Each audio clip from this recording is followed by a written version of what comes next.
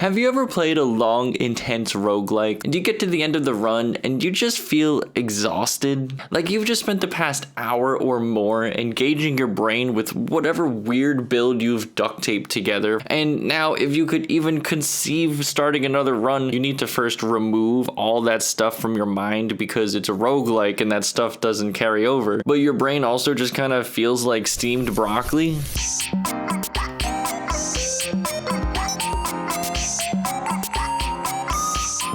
I've been playing this game called Let's Revolution, or like, I don't know, like there's an exclamation point in the middle, like Let's Revolution, or like Let's Revolution. I don't know, I'll probably edit this to make me sound a lot smarter here. Let's Revolution is a roguelike take on Minesweeper. If you don't know how to play Minesweeper, it's a very simple but stressful puzzle that sometimes doubles as a harsh lesson in probability. In Let's Revolution, you're trying to depose this little goofball king by way of punching, but in each level, the king is hiding at the end of a road somewhere behind these tiles. There's one singular connected road in every level, and these numbers tell you how many neighboring tiles are road tiles. Roads are scary because they might have enemies on them. Basically, the game encourages you to try and deduce where the ends of the roads are so that you can pick up some juicy roguelike powers that can have some pretty creative effects on the run. On top of that, there are 6 different classes that all play very differently, and there are 5 stacking new game plus difficulties if you really want to dive into the crunchy puzzle of this game. And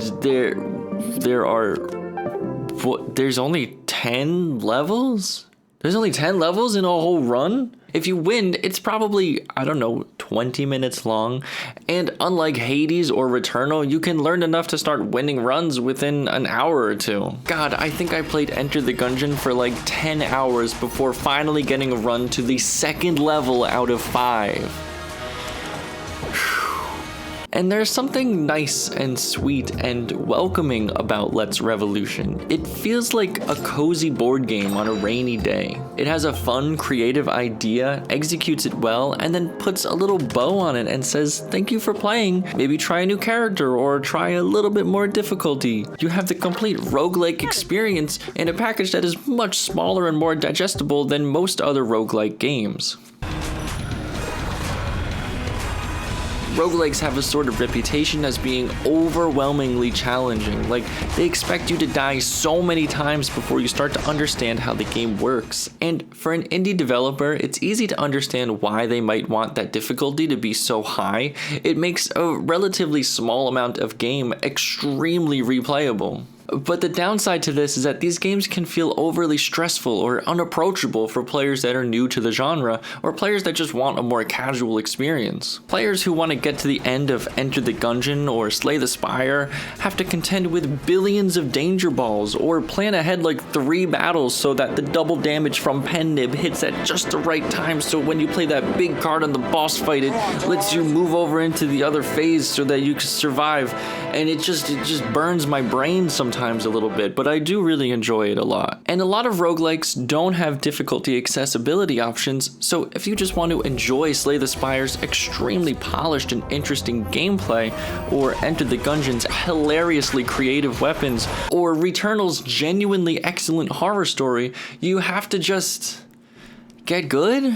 And I think understandably that turns a lot of people away from these games, which is kind of a shame. Cult of the Lamb is half roguelike, half cult management, half poop cleaner, and one complaint when it released was that the roguelike sections were a little bit too easy. And as I was mostly enjoying my playthrough of the game, I thought, does the roguelike part have to be difficult? Like, does every roguelike have to be ridiculous to the point of filling up the majority of your screen with big red danger balls? Because Cult of the Lamb's difficulty landed in a very comfy spot for me. And like Let's Revolution, Cult of the Lamb's runs aren't particularly long either, so I never felt that mental exhaustion by the end of them, whether I won or lost. It was easy to just continue playing. My point is this. Don't get me wrong, I love my tough roguelikes. I just think there's room for smaller, more digestible roguelikes too, and I think roguelikes might have a bit of an accessibility problem because it's expected that their difficulty is incredibly high. I don't need every roguelike I play to demand hundreds of hours of my time before I feel like I've completed it. Completed it. I can read. I know how to read before I feel like I've completed it.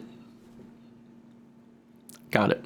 And if this video is speaking to you at all and you go cross-eyed when you see stuff like this in a game, I have a couple more recommendations for you to check out. But first, please don't forget to hit the subscribe-a-roni button and also the thumb.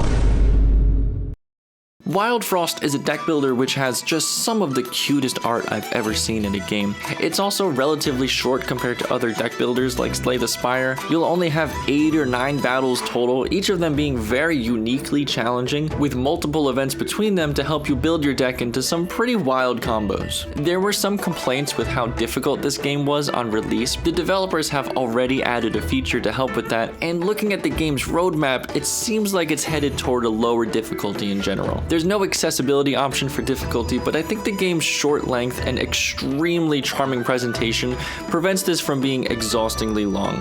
Plus, you can rename every single one of your cards. This is so adorable. I love this idea. Meteorfall Journeys and Meteorfall Crumit's Tale are two incredibly creative takes on roguelikes too. I played these on Android, but I think Crumit's Tale is also available on Steam. Also, I hope I'm pronouncing that correctly. Crumit? I don't know, I'll edit this to make me sound smarter again. Similar to Let's Revolution, these are both stellar presentations with unique gameplay that's really hard to describe in just a few words, and they aren't particularly long or challenging either. Hades is probably the most popular roguelike with a difficulty accessibility option. I really hope other developers copy this because it's so genius. It's just a very mild defensive buff that slowly increases every time you die and resets when you win. This is such a simple accessibility option, and Hades is a great example of a story that deserves to be played by everyone, not just those willing to chase down these wisps before they revive again. God, I can't stand them. They're so annoying. I can't get to them. I feel compelled to list Vampire Survivors here too, but like, this game is all over the place. The difficulty is pretty low.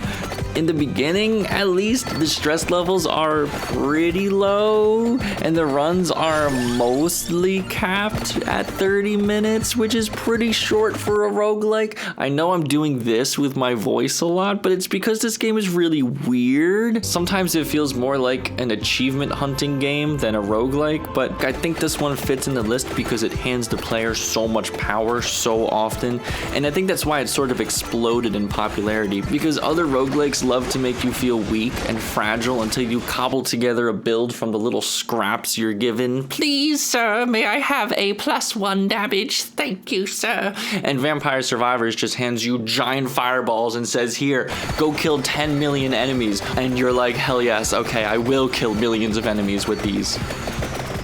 And of course, I've already mentioned Let's Revolution and Cult of the Lamb. Those are both excellent roguelikes you should take a look at. If you've played a roguelike that fits here, please let me know in the comments. And if you accidentally smacked the subscribe button or the like buttons on the way down, that's totally fine too. And oh, scared me. Maybe you can click on one of these also if you want.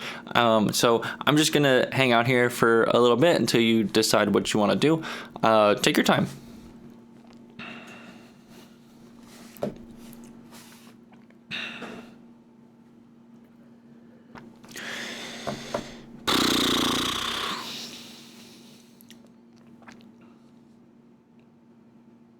All right, I'm gonna go, okay?